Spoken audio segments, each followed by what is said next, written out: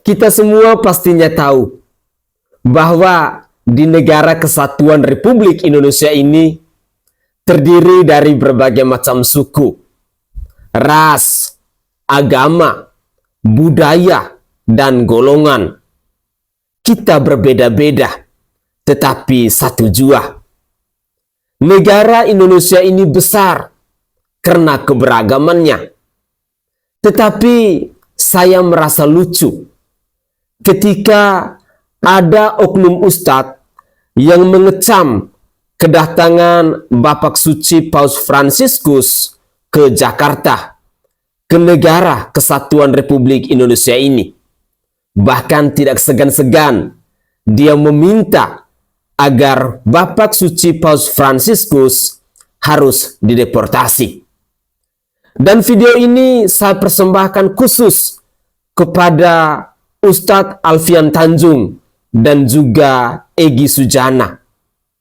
Harapan saya untuk dua oknum ustadz ini mohon segera ke rumah sakit jiwa untuk memeriksa kesehatan Anda.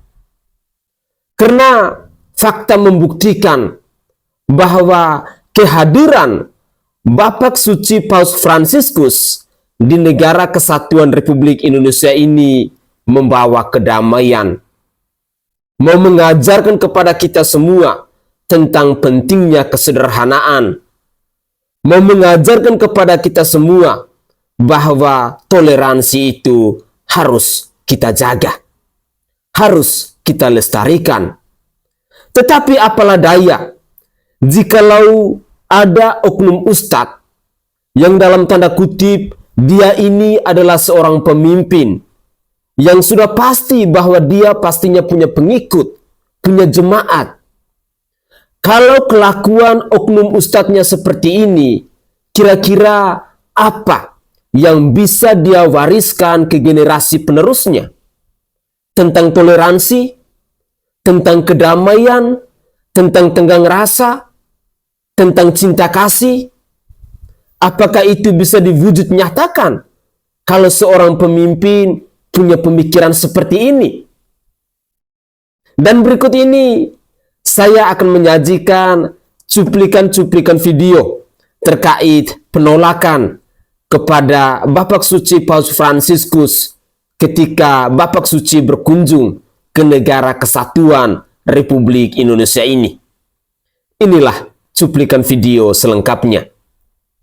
Sekali lagi, untuk paus yang mau bicara di hadapan kita di Istiqlal itu harus diblok, dan yang paling bagus sebetulnya paus itu diminta atau segera dideportasi untuk segera pulang, karena Anda tidak cocok untuk menimbulkan kerukunan. Justru kedatangan Anda menimbulkan keresahan kepada para tokoh-tokoh Islam. Bersikap dong, menyatakan pernyataan-pernyataan yang sifatnya penolakan yang kolektif, sehingga kita nyatakan bahwa misa tersebut boleh dilakukan tapi tertutup saja, tidak usah disebarluaskan, cukup kebutuhan Anda saja, jangan mengganggu orang lain. Menganggap, kan sama juga mereka menganggap azan itu berisik.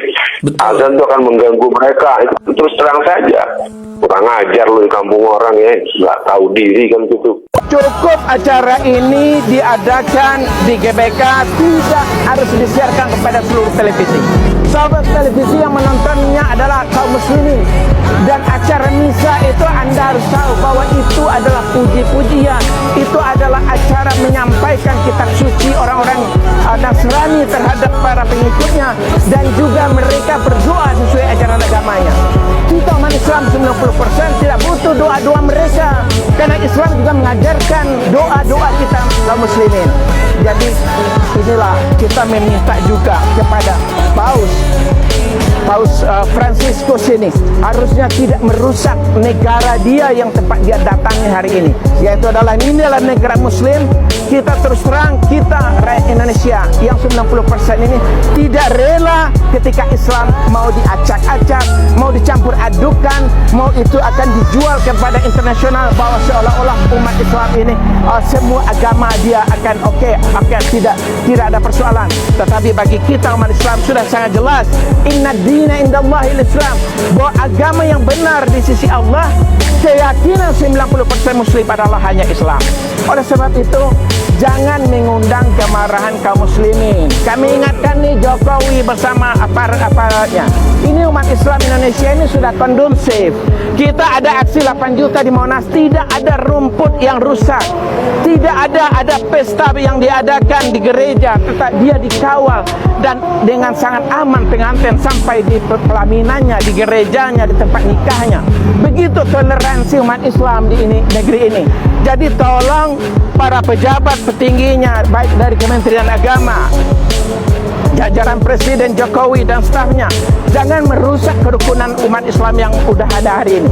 Jangan juga membangunkan umat Islam yang sudah sangat toleransi ini. Jangan dibangunkan umat Islam ibarat membangunkan singa yang sedang tidur. Ini kami ingatkan. Harusnya kita jaga bahwa ini negeri setelah kondusif, kita rakyat negeri ini telah berpancasila dengan sangat bagus, bahwa kita menjaga seluruh rakyat negeri ini apapun agamanya. Tapi jangan coba-coba di antara Anda untuk merusak satu agama yang lainnya.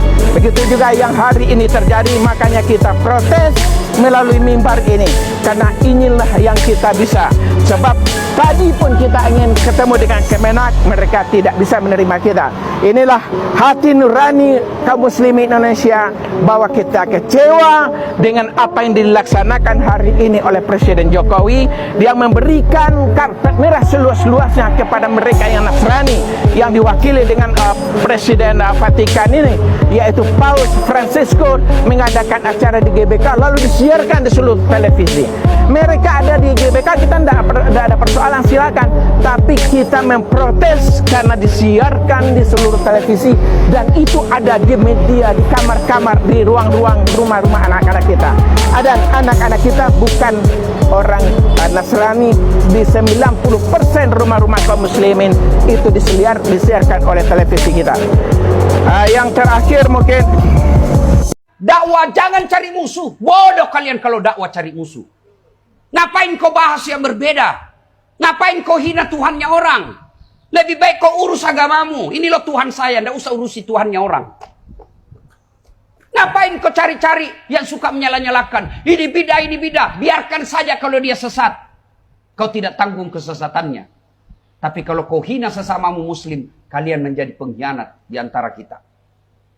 Ini baru belajar agama 2 bulan. Ini bid'ah. Tidak ada pada zaman Nabi. Kalau gitu jangan kau ceramah pakai mic. Apa? Ini boleh. Ini bid'ah, tidak ada pada zaman Nabi. Apa? Kau dengar? Apa? Maka yang baik, silakan laksanakan apa yang kamu yakini benar, tanpa kau hina pendapat orang lain. Salah satu ciri kesombongan orang punya ilmu, dia tidak mau menerima perbedaan pendapat. Itu ulama sombong itu. Coba ulama-ulama dulu kita, Pak, saling menghargai. Bagaimana Imam Syafi'i dengan Imam Ahmad? Kata Imam Ahmad, beginilah pendapat saya. Bisa jadi Imam Syafi'i yang benar. Kata Imam saya, inilah pendapat saya. Bisa jadi Imam Ahmad yang benar. Kita baru belajar agama hanya karena tidak pakai jenggot orang. Kau tidak akui, dia bukan Ustadz Sunnah. Saya dibilang itu bukan Ustadz Sunnah karena tidak ada jenggotku. Mau dia apa kalau tidak mau tumbuh? Adalah, ya, dakwah, belajarlah saling menghormati.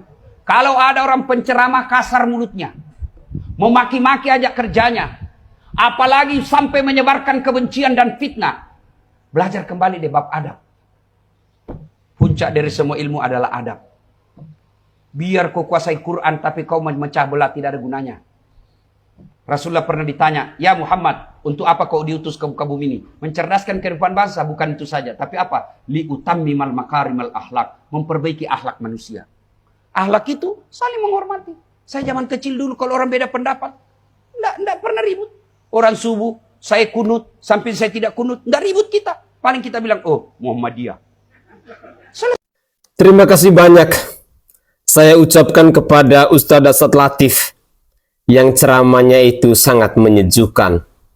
Jujur, saya sangat suka.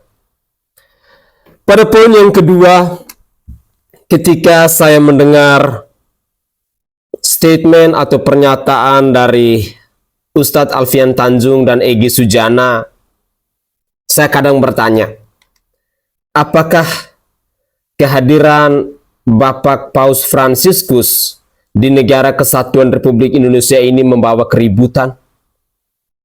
Ataukah ada hal-hal yang kami lakukan, khususnya orang-orang Katolik, selama menjalankan ibadahnya di Stadion GBK itu, ada hal-hal yang menghebohkan atau merusak kedamaian di bangsa ini? Rasa-rasanya tidak. Dan saya perhatikan dari semua kolom komentar, walaupun ada yang mengatakan bahwa inilah paus darat, inilah paus yang muncul dari laut dan lain sebagainya, ada yang menyamakan Bapak Paus Fransiskus dengan ikan paus di lautan lepas dan lain sebagainya, tidak apa-apa. Saya sangat yakin dan percaya bahwa apa yang Anda ucapkan itu mungkin karena Anda tidak tahu. Dan saya percaya Bapak Paus Fransiskus pasti akan mengampuni Anda. Saya merasa lucu ketika seorang Egy Sujana dan Alfian Tanjung ini sedang menunjukkan kebodohannya. Inilah ciri khas pemimpin yang pola pikirnya itu dangkal. Kenapa saya katakan dangkal? Semestinya dia tahu bahwa di negara kesatuan Republik Indonesia ini, negara yang berbineka ini, itu tidak hidup hanya satu agama saja. Makanya saya sangat setuju dan saya sangat berterima kasih kepada ceramah yang disampaikan oleh Ustadz Dasat Latif tadi. Agamamu adalah agamamu, dan agamaku adalah agamaku. Dengan demikian, saya ingin mengajak kepada kita semua, putra-putri bangsa Indonesia. Mari kita tumbuh kembangkan budaya toleransi dalam kehidupan bermasyarakat kita, dalam kehidupan bersosial kita. Entah itu di lingkungan keluarga, lingkungan sekolah, ataupun di tempat kerja kita, ataupun di mana saja kita berada. Mari kita semangatkan, kita puputkan budaya toleransi untuk menghargai antara agama yang satu dan agama yang lain. Dan khusus untuk Egy Sujana dan Ustadz Alfian Tanjung ini, kalau punya kesempatan, kalau punya waktu, monggo, mari datang bermain di Provinsi Nusa Tenggara Timur. Saya siap untuk menjadi guide. Saya siap untuk mengantar Anda keliling Provinsi Nusa Tenggara Timur, agar Anda bisa paham bagaimana indahnya hidup berdampingan antara agama yang satu dan agama yang lain. Bagaimana kami di Provinsi Nusa Tenggara Timur ini hidup dengan budaya toleransi yang begitu luar biasa. Kehidupan kami tidak pernah membeda-bedakan.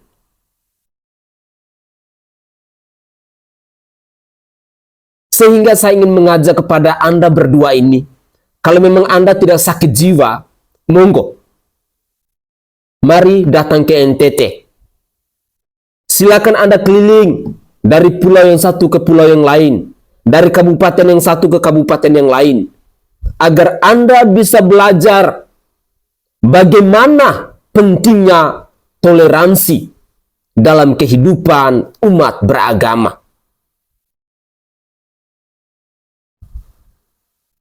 Sekali lagi, saya sangat menyesal ketika punya public figure yang dalam tanda kutip ini adalah seorang ustadz seperti Alfian Tanjung, tetapi punya pola pikir yang dangkal. Tolonglah, ajarlah kepada kami generasi penerus bangsa ini dengan hal-hal yang baik, dengan hal-hal yang damai. Buat apa sih kita hidup bermusuhan? Tidak ada pentingnya, tidak ada gunanya. Alangkah indahnya, alangkah eloknya kalau kita bisa hidup berdampingan, menghargai antara agama yang satu dengan agama yang lain. Jangan Anda menjadi provokator. Karena kehadiran Bapak Suci Paus Fransiskus di negara Kesatuan Republik Indonesia ini tidak membuat kegaduhan sama sekali. Dan berikut ini saya akan menyajikan beberapa cuplikan video kepada pemirsa sekalian yang membuktikan bahwa kehadiran Paus Fransiskus di negara Kesatuan Republik Indonesia ini membawa kesejukan, membawa kedamaian, mengajarkan kepada kita generasi penerus bangsa ini tentang pentingnya toleransi. Ayo, coba kita simak cuplikan-cuplikan video berikut ini. Siapa tahu bisa mengetuk pintu hati kita dan bisa menyadarkan kita. Mari kita simak bersama-sama.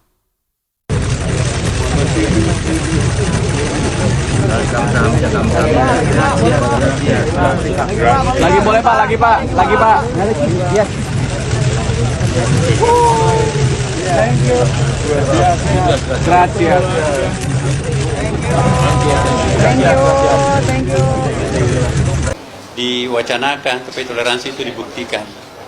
Inilah yang dilakukan Istiqlal, tidak banyak bicara tetapi banyak berbuat, dan kami menghimbau pada rekan-rekan semua, mari kita bekerja dengan hati nurani, karena hati nurani berbicara bisa diterima semua pihak. Saya motonya humanity is only one, kemanusiaan itu hanya satu, gak ada bedanya satu sama lain. Itu sesuai dengan prinsip kami dalam Islam. Walaqad karamna bani Adam, Allah memuliakan anak cucu Adam. Anak cucu Adam, apapun agamanya, etniknya, warga negaranya, jenis kelaminnya, we are the same, kita sama semuanya. Ada pemandangan yang sepertinya tampak tidak biasa bagi masyarakat Indonesia, yaitu pertemuan dua orang tokoh, yang satu pemimpin tertinggi agama Katolik, Paus Fransiskus, dengan Nazaruddin Umar, Imam Masjid Istiqlal.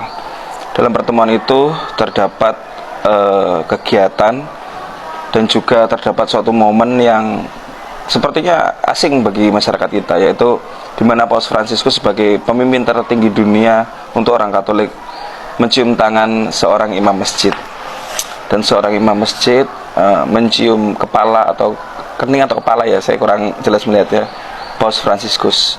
Pasti di mata banyak orang Indonesia itu sangat aneh, dan juga di mata para orang-orang yang radikal, pasti ini sangat menyebalkan. Selamat Anda merasa sebal ya sementara ini ya, yang radikal-radikal ya. Kenapa menyebalkan? Karena situasi yang penuh damai ini itu bertentangan dengan yang digaungkan kaum-kaum radikal ya. Situasi penuh dengan bersih tegang, seolah-olah orang Islam punya musuh, seolah-olah orang Katolik ataupun orang yang beragama lain itu ingin mengancam dan menghancurkan orang Islam, seperti itu. Yang pada dasarnya sebenarnya kita sebagai sesama manusia itu sama-sama menderita semua sebenarnya. Kalau mau tahu, mau Katolik kayak mau Islam, mau Hindu, mau Buddha, kita semua sama-sama menderita ya. Semua sama-sama harusnya saling bantu ya. Hal yang menyejukkan ini semoga bukan hanya simbolis, tapi sungguh-sungguh ya, mampu ditiru oleh banyak orang, terutama orang-orang yang suka menghujat-hujat agama lain ya. Tiba-tiba banyak ahli paus yang katanya paus itu ikan, kata mereka, jelasin paus itu ada dua dan lain sebagainya. Padahal bukan orang Katolik ya, sok tahu ya. Kemudian bahkan ada yang mencukil-cukil dari kitab suci Katolik ya. Gimana ya, urusilah urusanmu sendiri ya untuk hal itu ya. Tapi kalau ingin menjaga kebersamaan dengan baik ya, mari kita bergandengan tangan, melangkah bersama ya. Sebuah contoh yang indah dari Pak Nazaruddin dan Paus Fransiskus. Dor. Gue cuma mau bilang kalau foto ini tuh indah banget, bener-bener indah banget. Memang dari awal kedatangannya itu udah bikin gue kayak speechless banget ya. Dari oke, kita kalau bicara pesawat ya sering lah, maksudnya kayak kita pejabat-pejabat yang keluar negeri gitu memang pakai komersial airplane gitu kan. Cuman itu kan mungkin bisa di booking gitu kan. Jadi di sini yang gue speechless adalah mobilnya. Mobilnya mobil Innova, dan beliau pun duduk di depan, jendelanya pun dibuka bener-bener full, man. Biasanya tuh pejabat-pejabat orang penting negara tuh kan minimal mobilnya anti peluru deh gitu ya. Ini tuh enggak, ini tuh Innova, dibuka kaca jendelanya. Wow, gue speechless ya.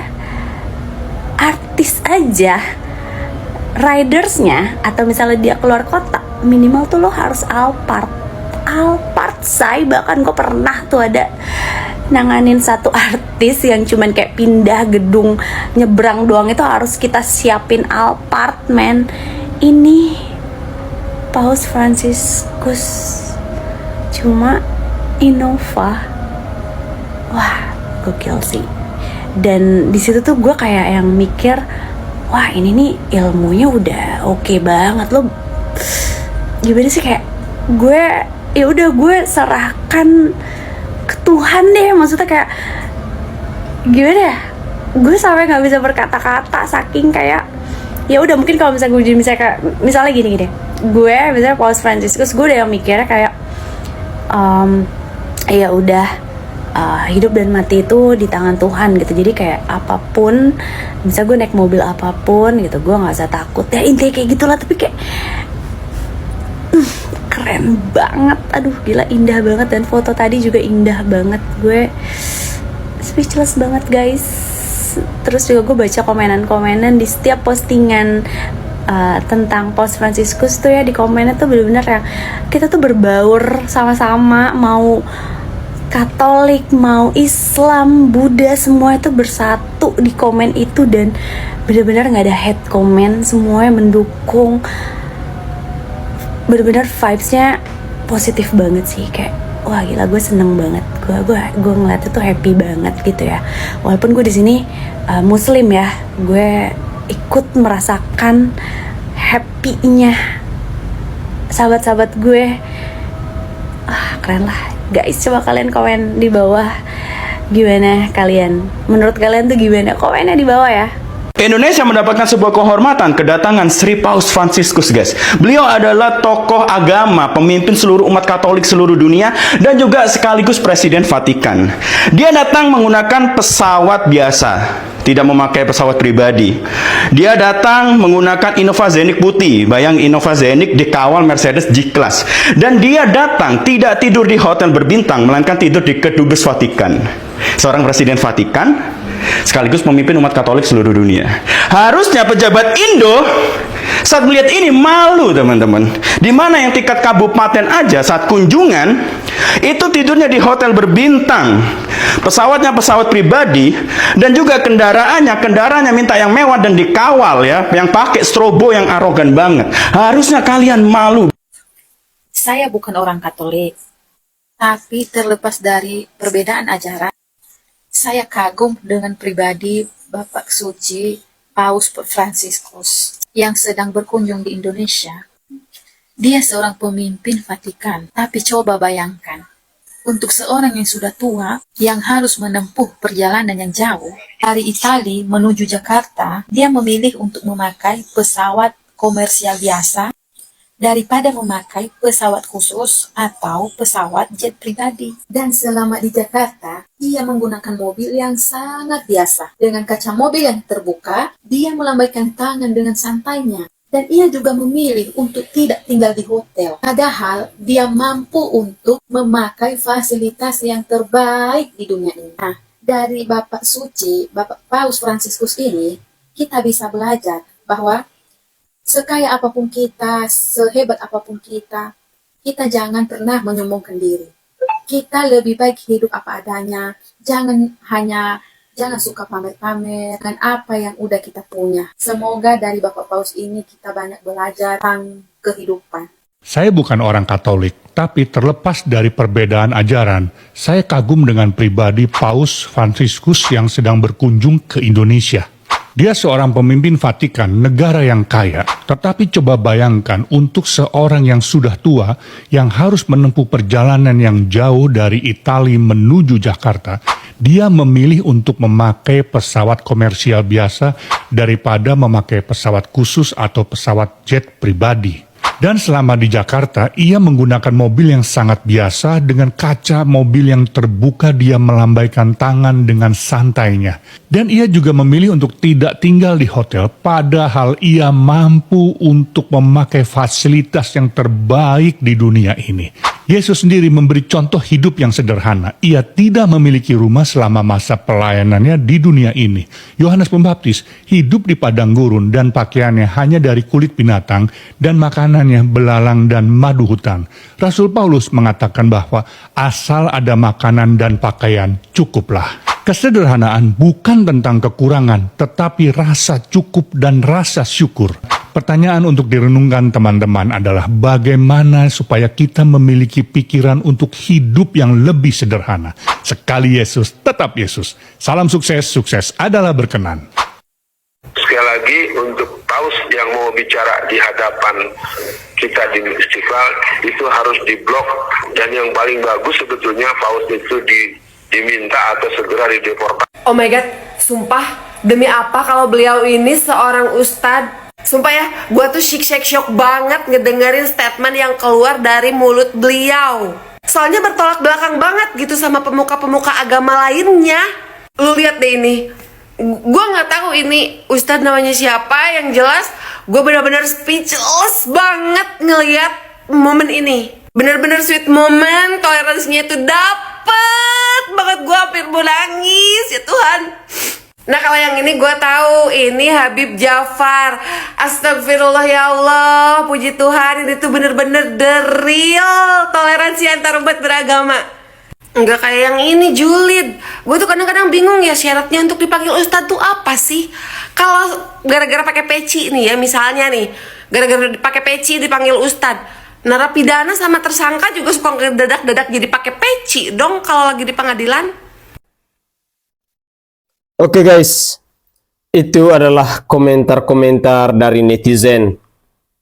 Sebagian besar dari komentar-komentar netizen, mereka sangat bersukacita. Tetapi ada segelintir orang, mungkin orang-orang yang punya pemikiran radikal, yang punya pemahaman radikal, sehingga mereka merasa bahwa hanya merekalah yang paling benar.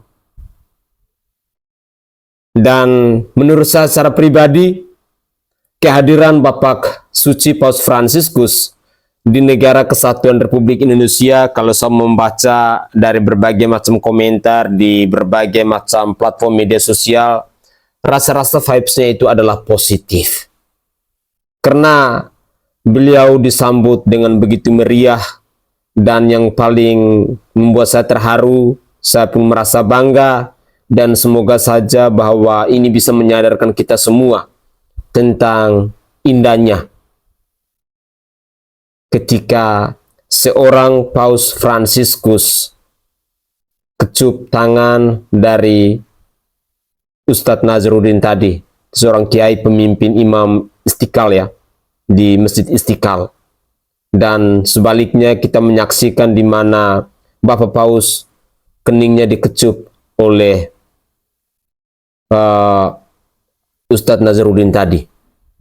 Jujur, ini adalah sebuah pemandangan yang sangat indah.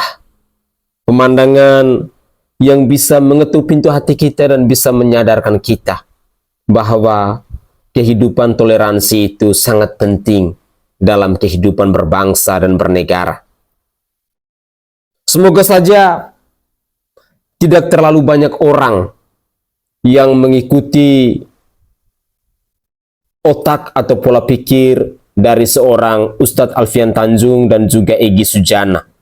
Sehingga tadi saya menyarankan kalau bisa kedua orang ini segera dibawa ke rumah sakit jiwa untuk memeriksa kesehatannya. Terus terang, calon-calon pemimpin atau sosok-sosok public figure seperti mereka ini adalah sosok-sosok public figure yang hanya mau merusak generasi penerus bangsa ini. Karena kita tahu Indonesia ini besar karena keberagamannya. Indonesia ini terdiri dari berbagai macam suku, ras, agama, budaya, golongan, dan lain sebagainya, yang membuat kita indah, yang membuat kita damai karena keberagamannya. Sudah jelas di Bhinneka Tunggal Ika, kita berbeda-beda tetapi satu jua. Tetapi tampaknya bunyi dari Bhinneka Tunggal Ika itu tidak bisa dipahami oleh seorang Egy Sujana maupun Ustadz Alfian Tanjung ini.